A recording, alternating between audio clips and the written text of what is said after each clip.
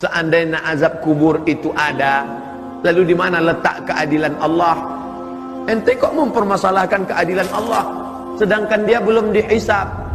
Dia nanya pakai akal, saya nggak mau jawab pakai hadis. Nanya pakai akal, saya jawab pakai akal. Ada maling masuk penjara, lalu kemudian ditempeleng, ditusuk pakai puntung rokok, ditendang, dipukul. Dia sudah diadili apa belum?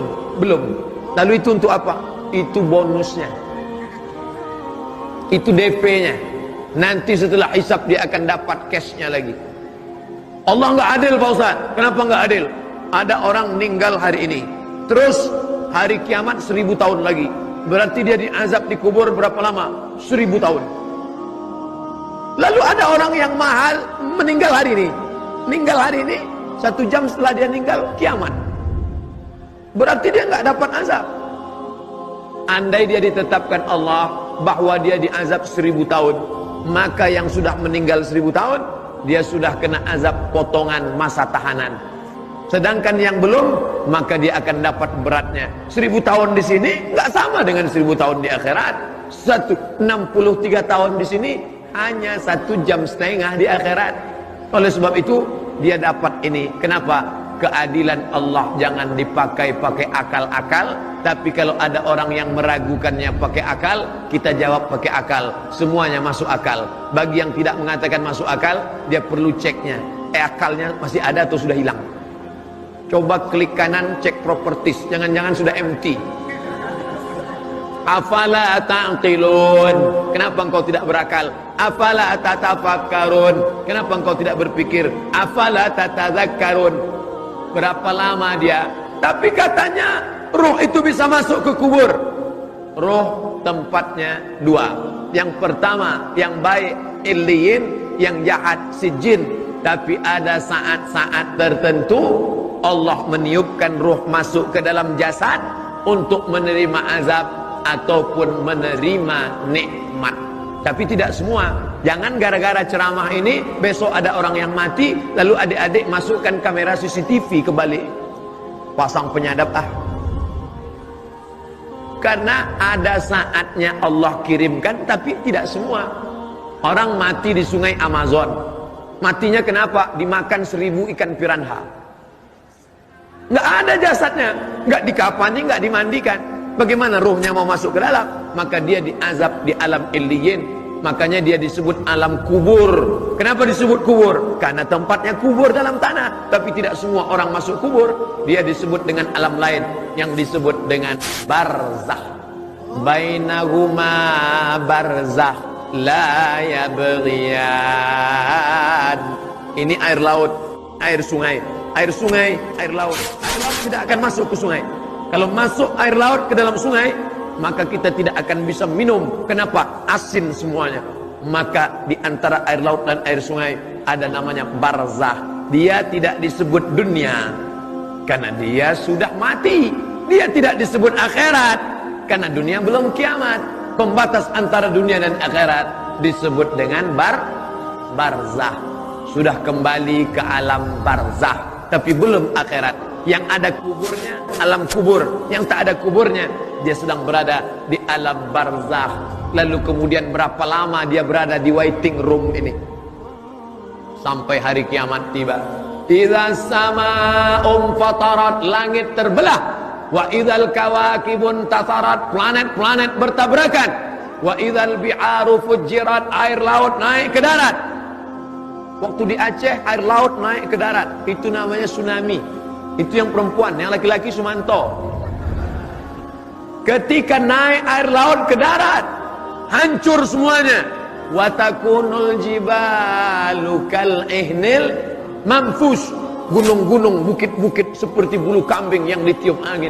Lalu kerak bumi ini bergoncang, bergelombang. Wataran nasa sukara. Kau lihat mereka seperti mabuk. Wa mahum bisukara. Mereka bukan mabuk, walakinna azaballahi syadid.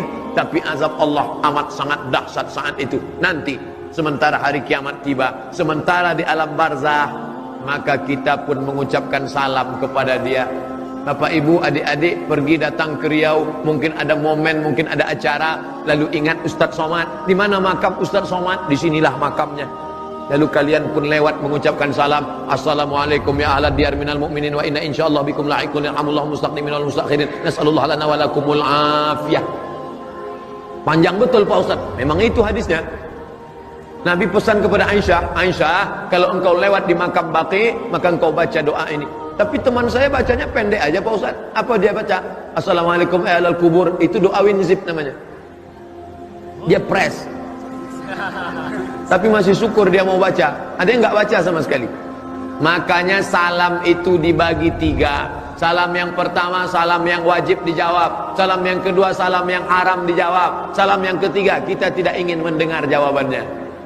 Salam yang pertama, salam yang wajib dijawab. Salam saya waktu pertama tadi, assalamualaikum. Salam yang kedua, salam yang haram dijawab. Nggak boleh dijawab. Siapa itu? Salam imam tadi waktu salat Jumat. Assalamualaikum warahmatullah. Jangan dijawab. Waalaikumsalam Pak Imam. Salam yang ketiga, kita tidak ingin mendengar jawabannya. Nanti malam saya pulang. Ini mohon izin jam 2.30 kami langsung ke Jakarta, airport pesawat jam 8 sampai Pekanbaru jam 10 lewat ke pemakaman. Assalamualaikum ya ahlal kubur. Saya nggak ingin mendengar jawabannya. Karena kalau sempat dia menjawab waalaikumsalam. Artinya apa? Hubungan kita tidak putus walaupun jasad ini sudah dimakan cacing tanah. Yang disombongkan ini apa? Apa yang disombongkan? Hai manusia, engkau keluar dari lubang najis 2 kali, sombongnya minta ampun.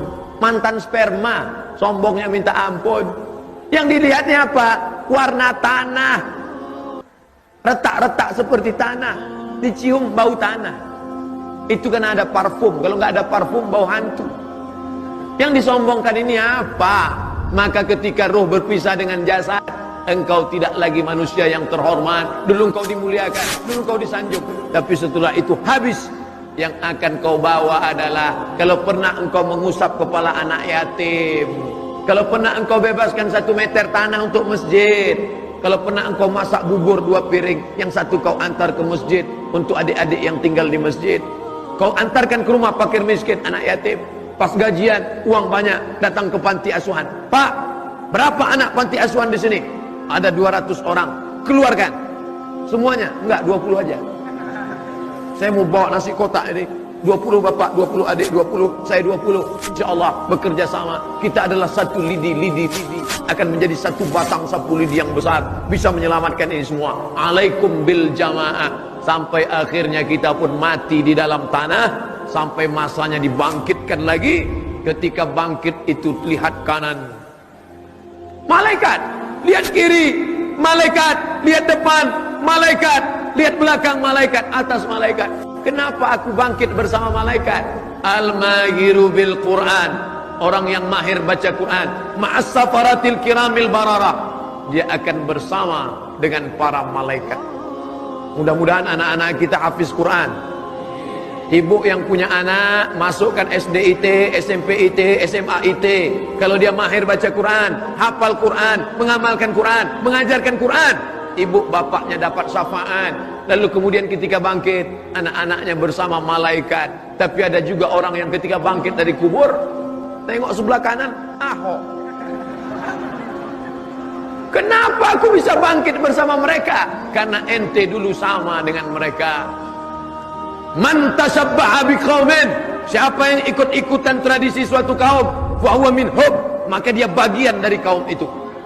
Apa kata periwayat? Bukan hadisnya, periwayatnya. Wa usyira yaumal qiyamati ma'ahum, akan dibangkitkan bersama mereka nanti di akhirat. Nauzubillah. Itu nasib ruh. Lalu kemudian